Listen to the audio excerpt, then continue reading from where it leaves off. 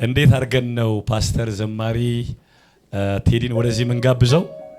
ቆመን እንጥራው።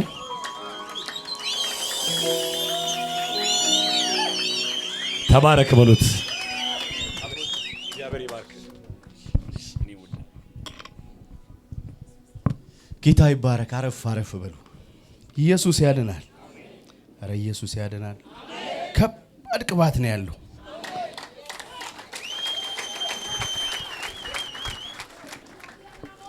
አፖስትል እንግዲህ ቃል አካፍዬ እንደዘምር ነው የጋበዘኝ። ቀድሜ ቃል ነው ማካፍለው፣ ከዛ እንዘምራል። ጌታ ይባረክ። በጣም ነው ደስ ያለኝ ዛሬ ከናንተ ጋር ጸጋ ለመከፋፈል እድል አግኝቼ በዚህ ስላለው አይ ላቭ ዩ በጣም ወዳችኋል እና የመልካም እድሎች ሁሉ ባለቤት ጌታ ስለሆነ እሱን አመሰግናለሁ። ቀጥሎ የዚች ቤተክርስቲያን ባለራዕይ መስራች የሆነውን አፖስትል አበባየሁን የትውልድ አባት ነው፣ የዚህ ሁሉ ትውልድ አባት ነውና እሱን የተወደደች ባለቤቱን ከሱ ጋር ደግሞ አብረው የሚያገለግሉትን የሙሉ ጊዜ አገልጋዮች ሁሉ ቴንኪዩ ስለዚህ እድል ማለት ፈልጋለሁ። ጌታ ይባረክ። አሜን ነው። ኢዮብ መጽሐፍ ላይ ያለ ቃል ነው ማካፍላችሁ። ኢዮብ መጽሐፍ ላይ ያለ አንድ ምዕራፍ ከኢዮብ መጽሐፍ ወስጄ እዛ ላይ ያለ ቃል ነው ማካፍለውና ርዕሱን የእግዚአብሔር ብርሃን ብየዋለሁ። የእግዚአብሔር ብርሃን። እስቲ የእግዚአብሔር ብርሃን በሉ። ጌታ ይባረክ። ይሄ ኢዮብ የሚባል ሰውዬ የሚገርማችሁ ከክርስቶስ ልደት በፊት 2000 ዓመት ወደዛ የኖረ ሰው ነው። የመጽሐፍ ቅዱስ አዋቂዎች ሲናገሩ የዘመኑ ቁጥር አይታወቅም፣ በትክክል በዚህ ዓመት የኖረ ሰው ነው ተብሎ አይታወቅም። እና ግን አንድ ነገር ይታወቅለታል። የሚታወቅለት ምንድነው? እግዚአብሔርን የሚያመልክ ጻድቅ ሰው እንደነበረ። ሃሌሉያ። አይሁዳዊ አይደለም፣ እስራኤላዊም አይደለም፣ ግን እግዚአብሔርን የሚያመልክ የነበረ ሰው ነው ኢዮብ። እየሰማችሁኝ? እና ይሄ ኢዮብ ኦጽ በሚባል አገር የኖረ አባቶች በሚባልበት ከመጽሐፍ ቅዱስ ከክርስቶስ ልደት በፊት 2000 ዓመት ወደዛ የኖረ ሰውዬ ነውና መጽሐፍ ቅዱስ ስለ ኢዮብ የሚናገረው ባክግራውንድ ይሄንን ብቻ ነው። ከዛ በዘለለ ኢዮብ ጻድቅ ሰው እንደነበረ ተጽፎለታል። ኢዮብ መጽሐፍ ስታነቡት 42 ክፍሎች አሉት። 42 ምዕራፎች ማለት ነው። የኢዮብ መጽሐፍን ስታነቡት 42 ምዕራፎች አሉት። ከነዚህ ከ42ቱ ምዕራፎች መካከል አብዛኛው ምዕራፍ የመከራ ምዕራፍ። አብዛኛው ምዕራፉ የኢዮብ የኖረበት እድሜ የመከራ እድሜ ነው። የመከራ እድሜ ነው። ከምዕራፍ 2 እስከ 37 ድረስ ባለው ኢዮብ የጻፈልን አብዛኛውን የመከራውን ምዕራፍ ነው። በመላእክት ጉባኤ እግዚአብሔር ባለበት ሰይጣን ተገኘና እንደዚህ ያለው ምድርን ዞርኳት ሲለው፣ ታዲያ ምድርን ስትዞር አንድ ሰው አላየህም ጻድቅ ሰው አለው። አላየህም ጻድቅ ሰው ባሪያዬን አላየኸውም ሲለው፣ አይ አይቼዋለሁ። እሱንማ ምን አንተ ቅጥር አድርገህለት ከለላ አድርገህለት ነው እንጂ እኮ አንተ እንደምትለው አይደለም ኢዮብ። ከለላውን ብታነሳለት ቅጥሩን ብታነሳለት ይሳደባል። አንተ እንደምትለው ጻድቅ አይደለም አለው ለእግዚአብሔር። አላችሁ? እግዚአብሔር ተወራረደበትና ለሰይጣን አሳልፎ ሰጠው። ይሄው እስቲ እንደፈለክ አድርገውና ይሰድበኝ እንደሆነ እናያለን ብሎ እግዚአብሔር ተወራርዶ ለሰይጣን ሰጠው። ኢዮብ መከራ የመጣበት በዚህ የተነሳ ነው። በደንብ እያዛችሁልኝ ነው። በዚህ የተነሳ ኢዮብ መከራ መጣበት። አሁንም አካፍላችሁ ክፍል ግን ኢዮብ የመከራውን ክፍል ሳይሆን 29ኛው ምዕራፍ ላይ እንደዚህ ይላል። 29ኛው ምዕራፍ ላይ በትዝታ ወደ ኋላ መለስ ሲልና ምን አለ እንደፊተኛው ዘመን እግዚአብሔር ከኔ ጋር እንደነበረበት ዘመን የእግዚአብሔር ብርሃን በኔ ላይ በበራበት በነበረ ጊዜ እንደነበረው እንደዛኛው ዘመን እግዚአብሔር ባኖረኝ ብሎ በምኞት ለኛ የጻፈልን ነው። ከኔ ጋር ናችሁ? በምኞት በቃ እግዚአብሔር ከኔ ጋር እንደነበረበት እንደ ፊተኛው ዘመን እንደዛ ብርሃኑ በኔ በነበረ ጊዜ እንደነበረው እንደዛኛው ዘመን ምን ነው በኖርኩ ብሎ ከዛ እንደዚህ ይለናል። የእግዚአብሔር ብርሃን በኔ ላይ በነበረ ጊዜ የኖርኩት ኑሮ ይሄንን ይመስላል ብሎ ምዕራፍ 29 ላይ ለኛ ይጽፍልናል ማለት ነው። ጎናችሁ ያለውን ሰው የእግዚአብሔር ብርሃን ባንተ ላይ ነው ባንቺ ላይ ነው ተባባሉ። አሜን ትላላችሁ? ምንድነው የእግዚአብሔር ብርሃን ፓስተር ቴዲ ካላችሁኝ፣ የእግዚአብሔር ብርሃን ማለት የእግዚአብሔር መገኘት፣ የእግዚአብሔር አብሮነት፣ የእግዚአብሔር ህልውና፣ እግዚአብሔር ከናንተ ጋር ሲኖር ማለት ነው። የእግዚአብሔር ብርሃን ማለት እግዚአብሔር ከናንተ ጋር ሲኖር፣ ቤታችሁ ውስጥ ገብቶ ሲኖር፣ ህልውናው ከናንተ ጋር ሲኖር፣ አብሮ መገኘቱ ከናንተ ጋር ሲሆን ማለት ነው። ጌታ ይባረክ። እግዚአብሔር ከሱ ጋር እንዳለ የሚሰማው አንድ ሰው እጁን ያሳይ። አቤት አቤት አቤት! ዛሬ በጣም ከፍ ብላችሁ ነው የምትወጡት። በመንፈስ ከፍ ብላችሁ አሜን ትላላችሁ? አዎ። ከዚህ ከምትሰሙት ቃል የተነሳ ከፍ ብላችሁ ቀና ብላችሁ ዛሬ አቀርቅሮ የመጣ ሰው እንኳን ቀና ብሎ ነው የሚወጣው ከዚህ ቤት። አሜን ነው ወይ? አንድ ሰው በቃ አዝኖ ተክዞ ልቡ ተሰብሮ የመጣ ሰው ካለ አሁን ከምናገረው ቃል በኋላ ቀና ብሎ ለካ እንዲህ ነው እንዴ ብሎ ነው የሚወጣው። ሃሌሉያ! ሲጀምር እንደዚህ ብሎ ነው የሚጀምረው። የእግዚአብሔር ብርሃን በእኔ ላይ በነበረ ጊዜ ወዳጅነቱ ቤቴን ይባርክ ነበረ ይላል። የእግዚአብሔር ወዳጅነት ቤቴን ይባርክ ነበረ። አይገርማችሁም? እግዚአብሔር ያለበት ቤት ለካ ይባረካል። እግዚአብሔር የገባበት ቤት ይባረካል። ጎናችሁ ያለውን ሰው ኢየሱስ ቤት ገብቷል አይደል በሉት። በቃ በረከት ይከተላል። ሲከተል ነው የሚኖረው በሉት።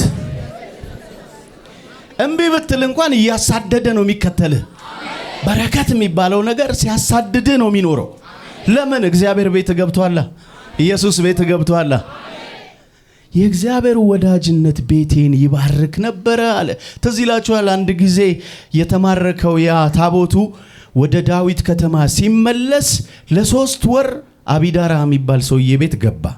እግረ መንገዱን ነው የገባው፣ አስቦበት አይደለም የገባው።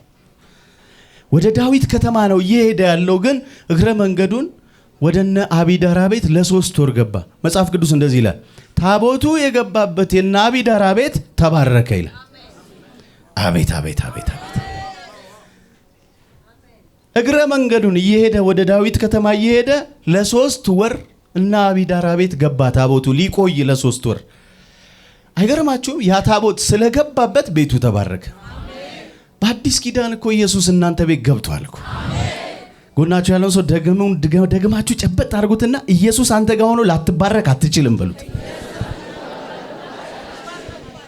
አሜን ትላላችሁ? አሜን ትላላችሁ?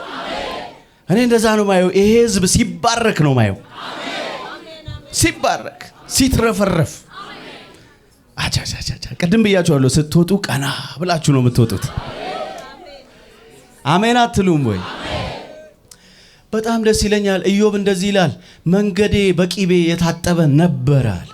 መንገዴ ያለ በቂቤ የታጠበ ነበረ አለ። መንገዴ ማለት የህይወቴ መንገድ ማለት ነው። ኑሮ ይሄ የእድሜ ዘመኔ ማለት ነው። ላይፍ ፓዝ ማለት ነው። ይሄ ምኖረው ኑሮ እድሜ እጥረት አልነበረበትም፣ ውጥረት አልነበረበትም፣ ግርጣት አልነበረበትም፣ ንጣት አልነበረበትም፣ ችግር አልነበረበትም። ከእግዚአብሔር ከኔ ጋር ከመሆኑ የተነሳ አይገርማችሁ? መንገዴ ያለና በቂቤ የታጠበ ነበረ።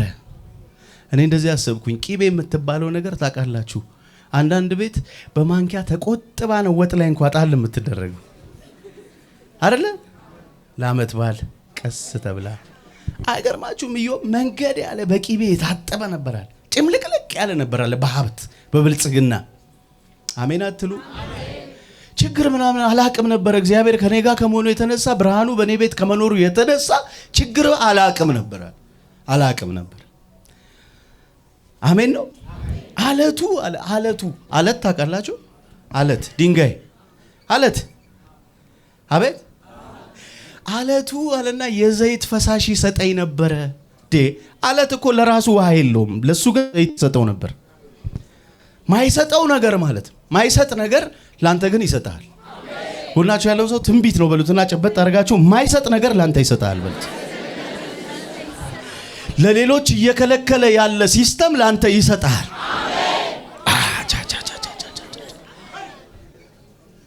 እግዚአብሔር ምስክሬ ነው። ዛሬ ስትወጡ ቀና ብላችሁ ነው የምትወጡት።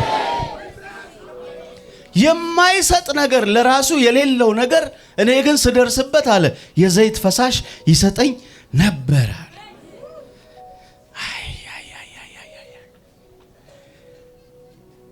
ስለዚህ ምንድነው የምትለን ካላችሁኝ የመጀመሪያው ነገር እግዚአብሔር እናንተ ቤት ሲኖር ሚኖራችሁ ሞገስ ይባላል። ጎናችሁ ያለውን ሰው የመጀመሪያው ነጥብ አንተ እግዚአብሔር ካንተ ጋር ከመሆኑ የተነሳ ሞገሳም ነህ በሉት። ሞገሳም በእንግሊዘኛው ፌቨር በሉት። ፌቨር በቃ ልክ ሲመጣ ረረረ ሰውዬ ሞገሳም ነው ብላችሁ አታውቁም? ከበድ ይላል ሰውየው ሲመጣ። ሌላ ሰው ሲመጣ ምንም ያልመሰላችሁ ሰውየው ሲመጣ መንገድ ትለቁታላችሁ። ሞገሳም ነው፣ እግዚአብሔር አብሮታል። አሜን ነው። ሞገስ የሚባለው ነገር ምን ማለት ነው?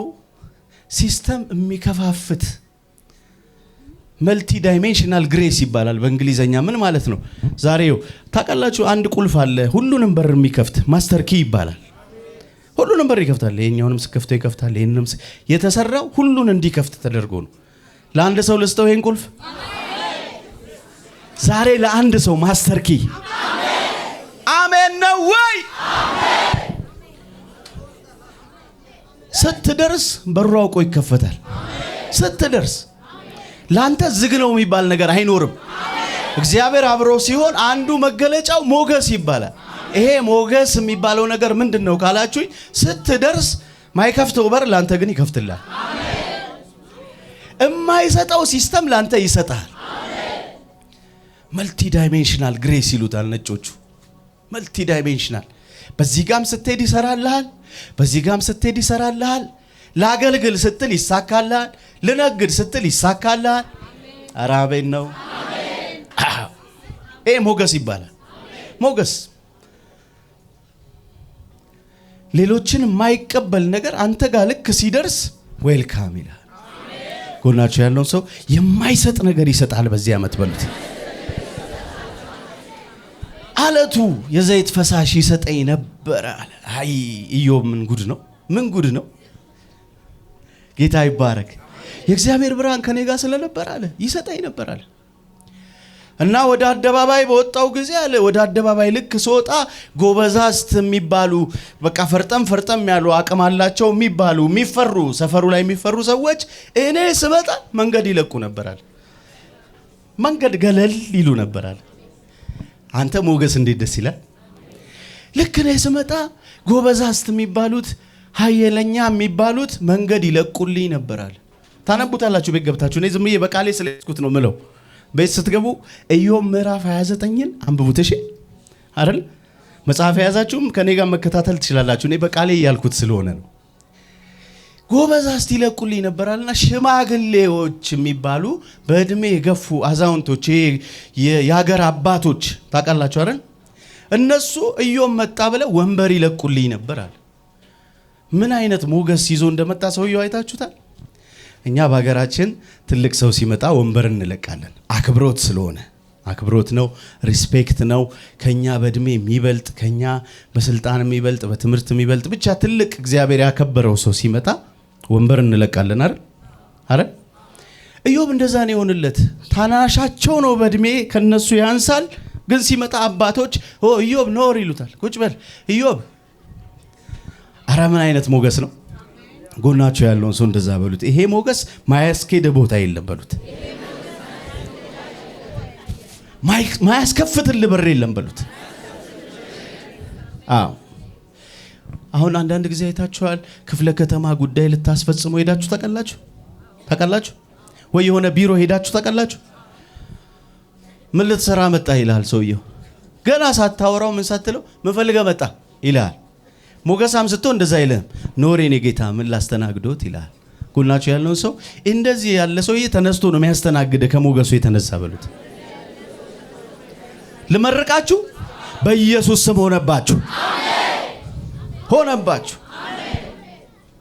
ይሄ ከፊት ያለው ሳምንት፣ ከፊት ያለው ወር፣ ከፊት ያለው ዓመት ላይ ይሄ ሞገስ ከናንተ ጋር ይንቀሳቀሳል። ስትመጡ እግዚአብሔር ከነሱ ጋር ነው ይባላል። አሜን ነው ወይ? አዎ። እግዚአብሔር ከሱ ጋር ነው ይባላል። እግዚአብሔር ከሷ ጋር ነው ይባላል። ሃሌሉያ! አረ ክብር አለ፣ አረ መንፈስ አለ። አንተ ሽማግሌዎች ወንበር ይለቁልኝ ነበራል፣ ይለቁልኝ ነበር። ኢዮብ ኖር ተቀመጥ እባክህ፣ እኛ ተነስተን አንተ ብትቀመጥ ይሻላል ይሉኛል። ምንድነው ሪዝኑ ካላችሁኝ፣ እግዚአብሔር አብሮት ስለነበረ፣ የእግዚአብሔር ብርሃን በሱ ላይ ስለነበረ። ሃሌሉያ ሃሌሉያ አሜን። ይሄ ነው አንደኛው ሞገስ ነው።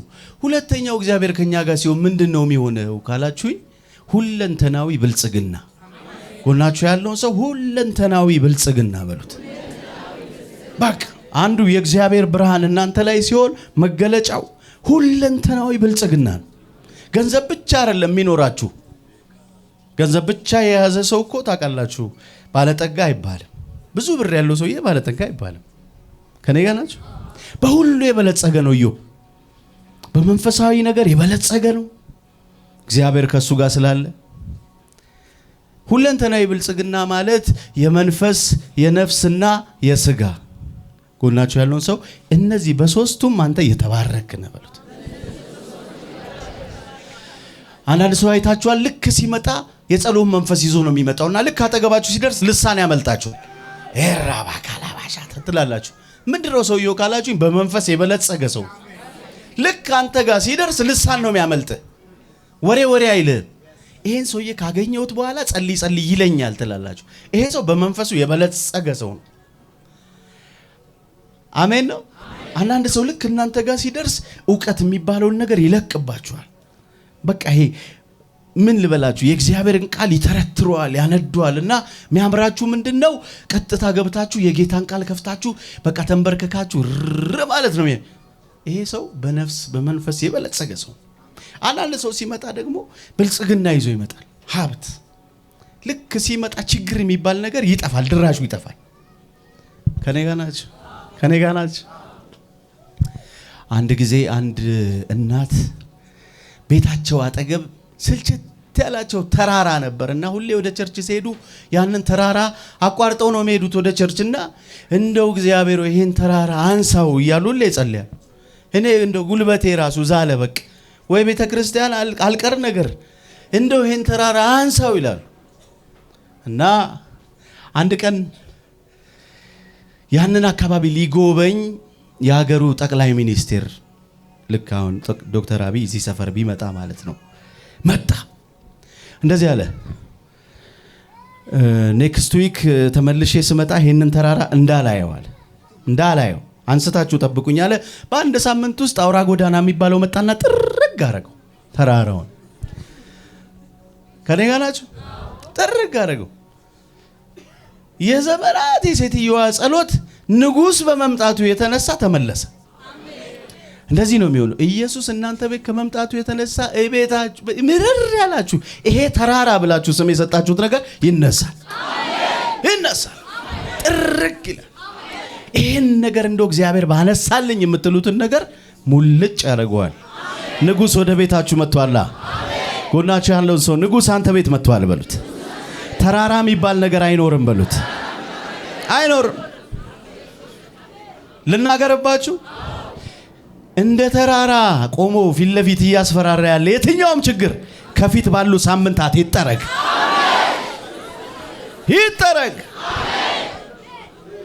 ሁለንተናዊ ብልጽግና አየ ፕሮስፐር ማድረግ ትጀምራለህ፣ መበልጸግ ትጀምራለህ። መጽሐፍ ሲናገር ኤፌሶን ላይ እንደዚህ ይላል፣ በክርስቶስ ኢየሱስ በሰማያዊ ስፍራ የባረከ በመንፈሳዊ በረከት ሁሉ የባረከን ነው የሚለው። የመንፈስ ብልጽግና ማለት ይሄ ነው። በክርስቶስ ኢየሱስ በሰማያዊ ስፍራ በመንፈሳዊ በረከት ሁሉ የባረከን። አረጉናችሁ ያለው ሰው አንተ እኮ የተባረክ ሰው ነህ ማለት ይሄ ሰማይ የፈቀደልህ ሰው ነህ እኮ በሉት። እስቲ ሰማይ የፈቀደው ሰማይ ዕውቅና የሰጠው አንድ ሰው የት አለ ልልታው?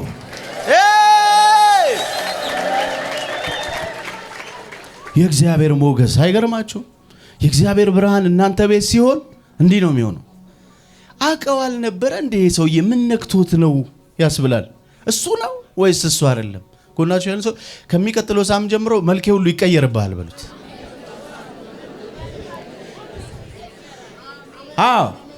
አንዳንድ ሰው ላይ ስትመጡ እንዴ አቃት አልነበረ እንዴ እሷ የሚያስብል የእግዚአብሔር ሞገስ እሷ ናት። አይ እሷ አንተ መዘመዷ ልትሆን ትችላለች የሚያስብል አራሜን በሉ፣ አራሜን በሉ።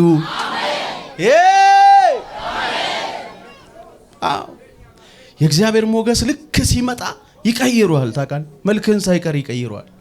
እሱ ነው እሱ አይደለም። አይ እሱ ሊሆን አይችልም። እንዴት በዚህ ቅጽበት የሚያስብል አይነት በረከት ውስጥ ነው የምትገቡት። አረ ልናገርባችሁ፣ አረ ልናገርባችሁ፣ በኢየሱስ ስም ሆነባችሁ። አንተ ጉደኛ ነው ይሄ ኢዮብ፣ ጉደኛ ነው። ንጉሥ በሰራዊቱ መሃል እንደሚኖር እንደዛ ነው የኖርኩት አለ።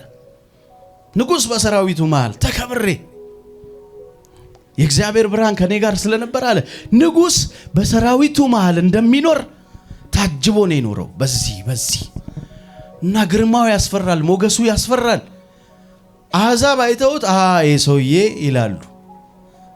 እንደዛ ነው የምትሆኑት። የምትኖሩበት ሰፈር ላይ፣ የምትሰሩበት መስሪያ ቤት ላይ ይሄስ የተለየ ነገር ነው የሚያስብል ሞገስ። አረ የሚያስብል ሞገስ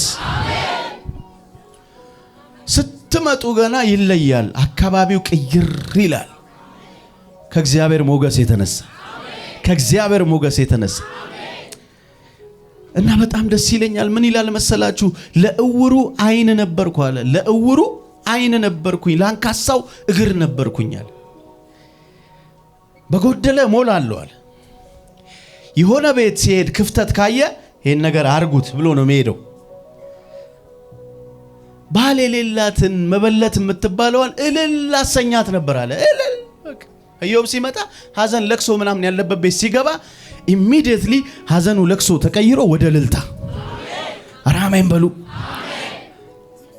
ልመርቃችሁ፣ በቤተሰብ መሃል እናንተ እንደዛ ሁኑ። በሰፈረ ሰዎች መካከል እንደዛ ሁኑ። በአገራችሁ መሃል እንደዛ ሁኑ።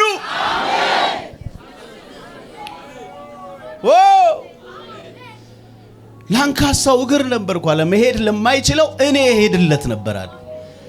እንደያዝን መሄድ አልቻልኩም እኮ እግር ቢኖረኝ ኖሮ ብሎ እንዳይቆጭ እኔ እሱን ተራ ሄድለት ነበር አለ አፖስትል። ኢየሱስ ያድናል። አረ ኢየሱስ ያድናል። ላንካሳው እግር ነበርኩ አለ። ለእውሩ አይን ነበርኩ አለ። ማያየውን ነገር እኔ አይለት ነበር አለ። ለዚህ ሰው ይሄ ይገባዋል ብዬ አይን ስለሌለው ቅር እንዳይለው እንዳያጉረመርም ማየት ባለመቻሌ ይሄንን ነገር አጣው እንዳይል እኔ አይለት ነበራል። ለሱ ይሄ ይገባዋል እላለዋል። የእግዚአብሔር ብርሃን አይገርማችሁ? ጎናችሁ ያለው ሰው የእግዚአብሔር ብርሃን በሉት። ከናንተ ጋር እንደሆነ ታምናላችሁ? የእግዚአብሔር ብርሃን ከናንተ ጋር እንደሆነ ታምናላችሁ? አሁን የነገርኳችሁ ሁሉ የናንተ ነው። ያወራውላችሁ በሙሉ የናንተ ነው። አክሰስ ማድረግ ትችላላችሁ። እግዚአብሔር ቤታችሁ ስላለ፣ ኢየሱስ ቤታችሁ ስላለ አሁን ያልኳችሁ በሙሉ ሞገሱ በሉት፣ ሀብቱ በሉት የናንተ ነው። አሜን ነው ወይ? እንደው ፓስተር ቴዲ እንዴት ነው ካላችሁኝ፣ በቃ የተሰጣችሁ እኮ ነው። የተሰጣችሁ ነው። የተሰጣችሁ ነው። እግዚአብሔር ከናንተ ጋር ከመሆኑ የተነሳ እነዚህን ነገሮች አንድ ባንድ እየመነዘራችሁ መጠቀም ትችላላችሁ። አንድ ባንድ። ጤና የናንተ ነው። ረጅም ዕድሜ የናንተ ነው። አሜን ትላላችሁ? መብዛትና መስፋት የናንተ ነው። የናንተ ነው። አሜን ነው ወይ? እስቲ ጌታ እየተናገረው ያለ እንደው እግዚአብሔር ዛሬ የሚገርም ቃል ሰጥቶኛል እያለ ያለ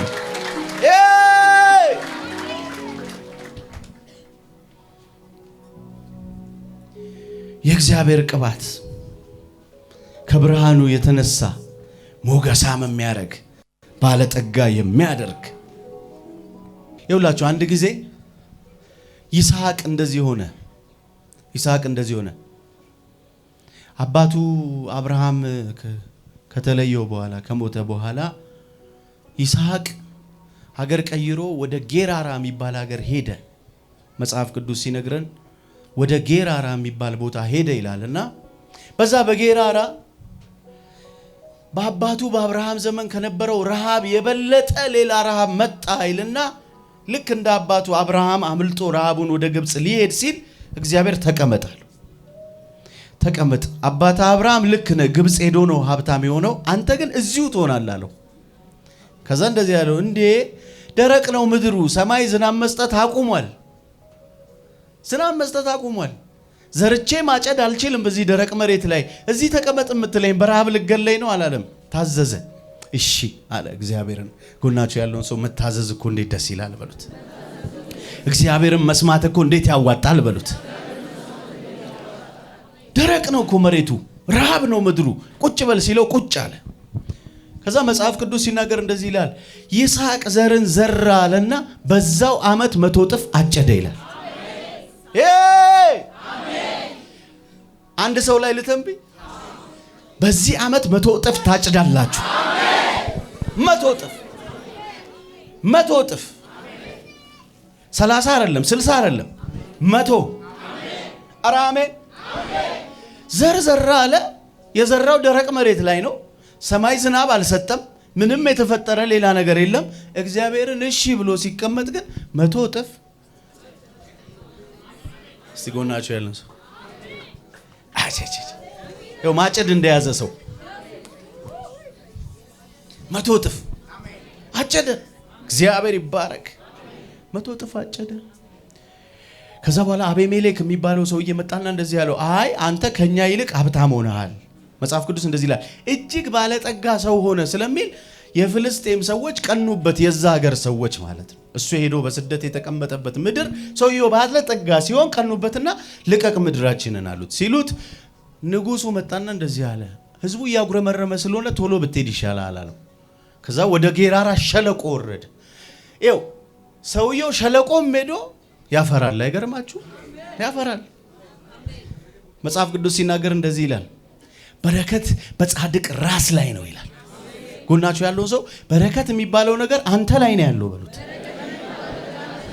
የትኛው ምድር ሄደ ታፈራለህ በሉት። አዎ የትኛው ምድር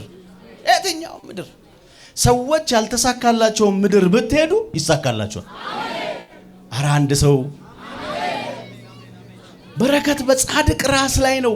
አንተ ስትንቀሳቀስ በረከት አብሮ ይንቀሳቀሳል። አሜን ትላላችሁ? ቡልቡላ ሱቅ ስትከፍት ይሳካላል። ሴምሲ ስትሄድ ይሳካላል። መርካቶ ስትገባ ይሳካላል። የዚህ ሰው የሚስጥሩ ምንድነው ካልከኝ በረከቱ ያለው እሱ ላይ ነው።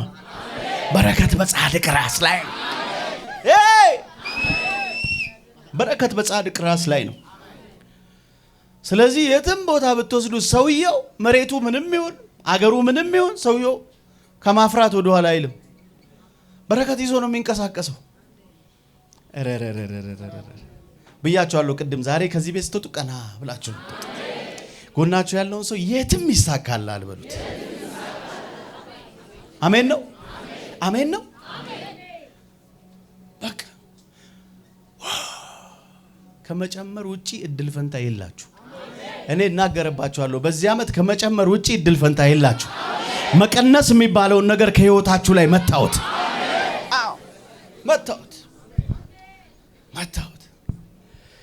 ሳሚ ሲባል ረቀባቱ ጨምሯል ነው የሚባለው። ቀነሰ አትሰሙም በዘመናችሁ። አራሜ እስቲ ቢዝነስ የሚሰራ ሰው በኢየሱስ ስም መጨመር ሆነባችሁ። አንድ ሱቅ ከፍተ ልትወርድ 2 3 5 እያልክ ነው የምትሄደው። አራሜን በሉኝ። አዎ ለምን? በረከት በጻድቅ ራስ ላይ ነው። እንኳን እናንተ እኔ ራሱ ነደድኩ፣ እየነገርኳችሁ ነደድኩ። አሜን ትላላችሁ? ዛሬ ምንድነው ፓስተር ቴዲ የምትለን ካላችሁኝ፣ ከመባረክ ውጪ እድል ፈንታ የላችሁም። ለምን? የገባችሁበት ትራክ የበረከት ትራክ ነው። በቃ የገባችሁበት መስመር የመባረክ መስመር ነው። ጭንገፋ የሚባል ነገር የተመታበት፣ ውርደት የሚባል ነገር የተመታበት። አሜን ነው ወይ?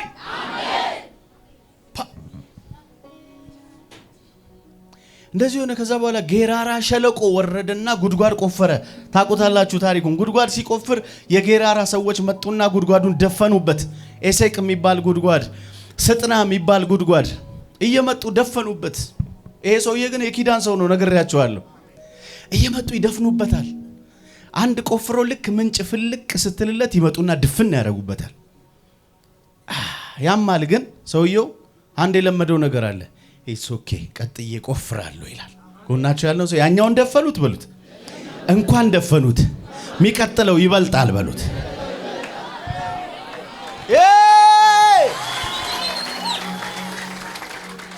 ኤሴቅን ሲደፍኑበት ስጥናን ይቆፍራል።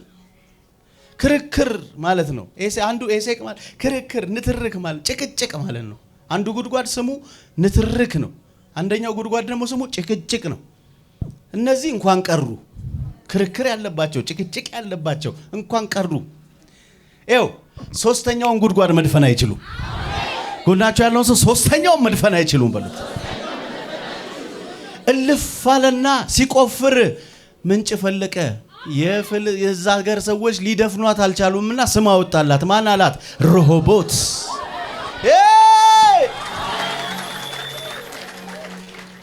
አረ በዚህ ሳምንት ረሆቦት የሚሆንለት ሰው አለ? አዎ ረሆቦት የሚሆንለት ሰው አለ። ረሆቦት የሚሆንለት ሰው አለ። ያኛውን ደፈኑት፣ እንኳን ደፈኑት። አዎ ጭቅጭቅ ነበረበት፣ እንኳን ቀረ። ፍጹም የሆነ በረከት አይደለ፣ እንኳን ቀረ። ሁለተኛውንም ደፈኑት፣ እንኳን ደፈኑት። አዎ ሶስተኛውን መድፈን አይችሉም። ጎናችሁ ያለውን ሰው ቀጣዩን መድፈን አይችሉም በሉት። በጣም ደስ ይለኛል። የረሆቦትን ትርጉም ሳነብ እንደዚህ ይላል፣ እግዚአብሔር አስፍቶናል አብዝቶናልም። ኧረ አሜን ትላላችሁ? ኧረ አሜን ትላላችሁ? ስለ በረከት ነው አይደል እየነገርኳችሁ ያለሁት? ይኸው መባረክ የሚባለው ነገር መስፋት፣ መብዛት የእግዚአብሔር የበረከት ቋንቋ ነው። ጥበብ ያለ ነገር እንዳታስቡ። ጎናችሁ ያለ ጥበብ ያለ ነገር እንዳታስብ በሉት። አምላክ ባለጠጋ ነው። ሰፋ ያለ ነገር አስብ። ስታስብ የሆነች 4 በ4 የሆነች ሱቅ አትበል፣ መጋዘን በል። ጎናችሁ ያለውን ሰው ሰፊ ነገር ጠይቅ በሉት። እግዚአብሔር ባለጠጋ ነው። አሜን አትሉም እንዴ? እስቲ ምን ማመልከው አምላክ ባለጠጋ ነው የሚል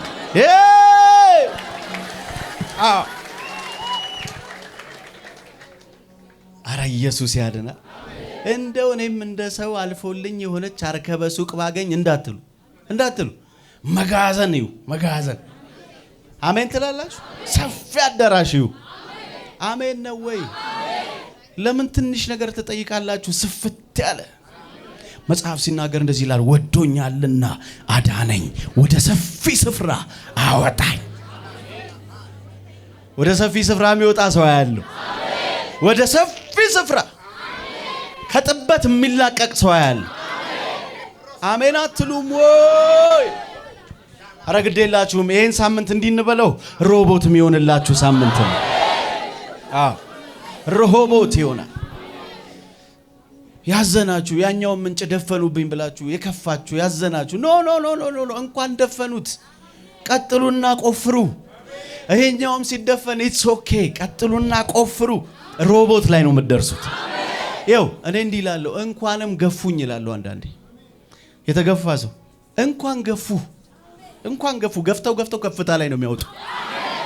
ኧረ አሜን አትሉም? ገፊዎቻችሁ ከፍታችሁ ላይ ነው የሚያደርሷችሁ።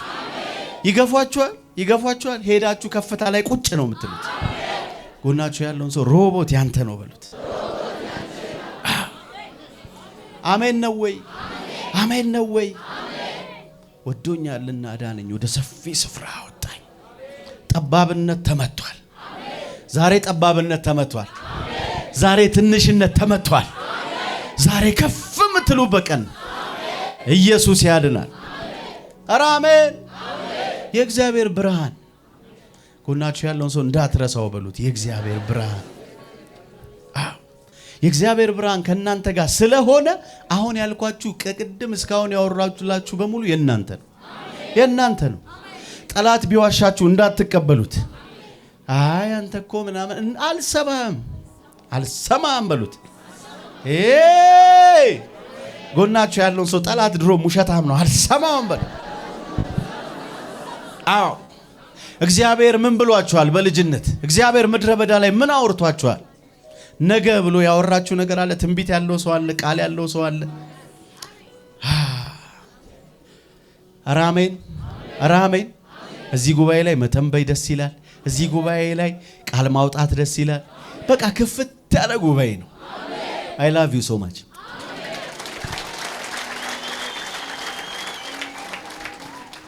አፖስትል መስፋት ይሆናል፣ እንደ ቸርች መስፋት ይሆናል፣ መውረስ ይሆናል። ወደ ሰፊ ስፍራ ወጣኛል፣ መውረስ ይሆናል። ይሄ አካባቢ በቃ የሚገዛ ይሆናል። ፕሬዝ ጋድ። አረ አሜን፣ አረ አሜን። የእግዚአብሔር ብርሃን ገዢ የሚያደርግ ሞገሳም የሚያደርግ ባለጠጋ የሚያደርግ ከኪዳኑ የተነሳ ይገርማችሁ፣ ከኪዳኑ የተነሳ ይሄ ሰው ይወድቃል ሲባል አይወድቅ። ምንድነው ሚስጥሩ? ኪዳን እግዚአብሔር ለአባቱ ለአብርሃም የነገረለት፣ ለአባቱ ለአብርሃም ያወራለት፣ በመሐላ ያጸናለት። ግዴለም አንተ በህይወት ባትኖር እንኳን ይስሐቅን እኔ እቀበልሃለሁ። አሜን አትሉ? ይኸውላችሁ ቅድም ብያችኋለሁ። አብርሃም አባቱ ሲሞት ለእግዚአብሔር አደራ ሰጥቶት ነው ሄደው። ይስሐቅን አደራ ብሎት ነው የሞተው ለእግዚአብሔር። እናቱ ሳራ እስማኤል ሳቀበት ብላ አስወጥታለች እስማኤልን በህይወት እያለች። አባትየው ከኬጡራ የተወለዱትን 6 ልጆች ድርሻውን እንዳይካፈሉት ርስት እንዳይካፈሉት ብሎ ድርሻቸውን ሰጥቶ ልኳቸዋል። አሁን ይስሐቅ ብቸኛ ነው። እናት የለ አባት የለ፣ ብቸኛ ነው። በስደት ምድር ነው ያለው። ግን ከአባትም ከእናትም የሚበልጥ እግዚአብሔር እጅ ላይ ነው ያለው። ጎናችሁ ያለውን ሰው ከአባትም ከእናትም የሚበልጥ አስተማማኝ እጅ ላይ ነው ያለው በሉት። ይሄ እጅ ደግሞ መቼም የማይጥል እጅ ነው በሉት። ዋው! አራሜ አይጥልም። አብርሃም ቢሆን የማይሟገትለትን ነው እግዚአብሔር እየተሟገተ ያስጌደው። አይገርማችሁም? እግዚአብሔር አደራን የማይበላ አምላክ ነው። አቤት አቤት አቤት! አደራ ብሎታል እግዚአብሔርን አደራ ልጄን ብሎታል። ስለዚህ አብርሃም የለም ሳራ የለችም፣ ግን እኔ እሟገትልሃለሁ። ደፈኑት? አዎ ሌላ አፈልቅልሃለሁ። እሺ ደፈኑት? ሮቦት ጋር ትደርሳል። ኧረ አሜን ትላላችሁ? እኔ ልናገርባችሁ፣ በዚህ ሳምንት ያልጠበቃችሁት ኤክስፔክት ያላደረጋችሁት በረከት እጃችሁ ላይ ይግባ። ያልጠበቃችሁት ያለፋችሁበት ያልደከማችሁበት ከእግዚአብሔር የሆነ በረከት እጃችሁ ላይ በኢየሱስ ስም ይግባ።